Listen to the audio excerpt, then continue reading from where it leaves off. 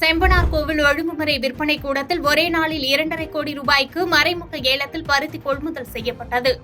மயிலாடுதுறை மாவட்டம் செம்பனார் கோயிலில் உள்ள ஒழுங்குமுறை விற்பனை கூடத்தில் 2வது வாரமாக பருத்தி மறைமுக ஏலம் நடைபெற்றது.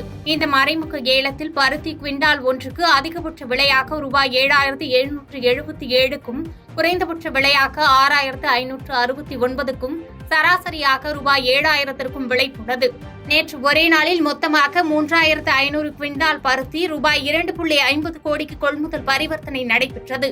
இந்த ஏலத்தில் 925 விவசாயிகள் கொண்டு வந்த பருத்தியை தேனி, கோவை, கொங்கணாபுரம், பெரம்பலூர், விழுப்புர், திருப்பூர், கும்பகோணம் உள்ளிட்ட ஊர்கள் மற்றும் கர்நாடகா, மகாராஷ்டிரா, ஆந்திரா, குஜராத் ஆகிய மாநிலங்களில் இருந்து 25 வியாபாரிகள் மில் அதிபர் கொள்முதல் செய்தனர். நடப்பாண்டுக்கு டெல்டா மாவட்டங்களிலேயே செம்பனார் கோயில் ஒழுங்குமுறை விற்பனை கூடத்தில் அதிக விலைக்கு பருத்தி கொள்முதல் செய்யப்பட்டதால் விவசாயிகள் மகிழ்ச்சியடைந்தனர்.